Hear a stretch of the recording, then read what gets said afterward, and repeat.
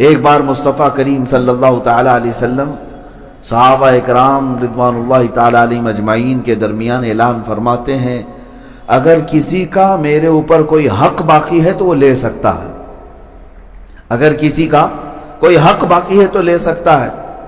تو صحابہ میں سے ایک صحابی کھڑے ہوئے اور کہا، یا رسول اللہ میرا آپ کے اوپر حق باقی ہے۔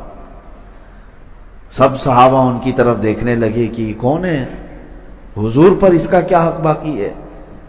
تو حضور نے فرمایا، جو حق ہے بتاؤ۔ کہا، آپ جنگ کی تیاری کے درمیان صف سیدھی کر رہے تھے یا نماز کی حالت میں صف سیدھی فرما رہے تھے، میں صف سے تھوڑا سا آگے بڑھ گیا تھا، آپ کے ہاتھ میں چھڑی تھی، آپ نے مجھے چھڑی سے مارا تھا صف سیدھی کرنے کے لیے۔ تو حضور پاک صلی اللہ علیہ وسلم نے فرمایا، ہاں میں نے صف سیدھی کرنے کے لیے چھڑی لگائی ہوگی۔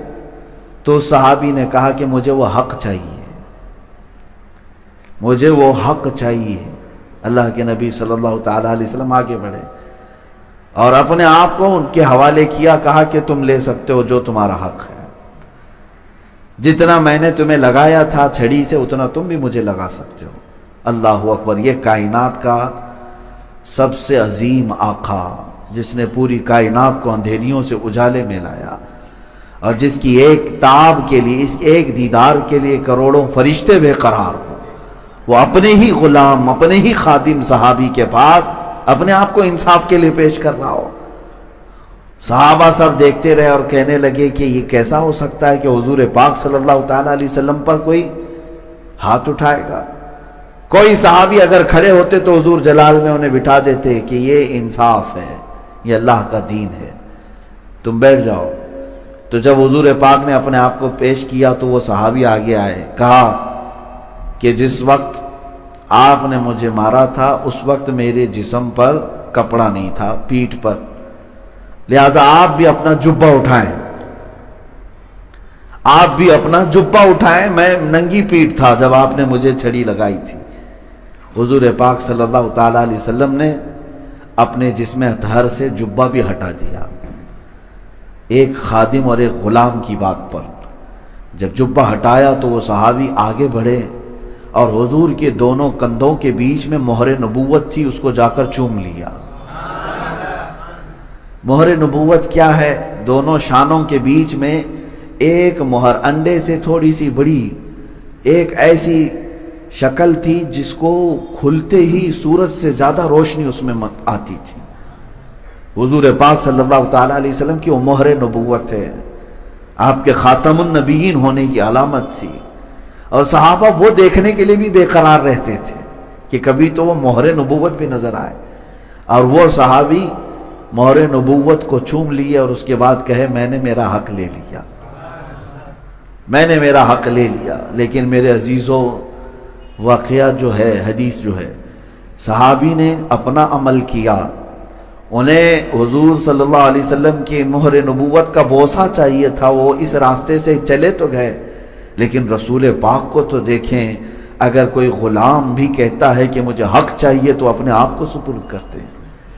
ہے کوئی دنیا میں اس نظام کو پیش کر کے دکھائے کہ رسول پاک صلی اللہ تعالی علیہ وسلم نے جس عدل کو قائم کیا تھا، ہے کوئی آج دنیا کا لیڈر جو اپنے آپ کو انصاف کے کٹہرے میں کھڑا کر سکے؟ یہاں تو ظالموں کی دنیا ہے، یہاں خون پینے والوں کی دنیا ہے، اور کرسی پہ بیٹھنے والے اپنے آپ کو انصاف سے بالا تر سمجھتے ہیں۔ ان کا تو خیال یہ ہے کہ سارے کورٹ اور کچہری کے قانون ان پر نہیں نافذ ہوتے، وہ تو غریبوں پر ہوتے ہیں۔ آج یہی تو چل رہا ہے، سارے جتنے بھی قانون ہیں، لا ہیں، وہ غریبوں پر نافذ ہوتے ہیں، سیٹھوں پر نہیں ہوتے، امیروں پر نہیں ہوتے، نیتاؤں پر نہیں ہوتے۔ نیتا کے لیے دیکھیں، سارے وہ سگنل بھی توڑتا ہوا چلا جائے، اس کے لیے کوئی چالان نہیں ہے۔ نیتا جی ہیں، ان کے لیے تھوڑی نہ قانون بنا ہے، سمویدھان ان کے لیے تھوڑی نہ ہے۔ یہ لا کی کتاب صرف غریبوں کو دکھانے کے لیے ہے۔ وہ 2 نمبر کا کاروبار کرتے رہے، کوئی ریڈ نہیں پڑے گی، چلتے رہیں گے۔ ہاں، کرسی سے اتر گئے تو ساری ریڈ پڑے گی، کرسی سے ہٹ گئے تو ڈپارٹمنٹ کی بھی اور اللہ کی طرف سے بھی، فرشتوں کی بھی پڑتی ہے۔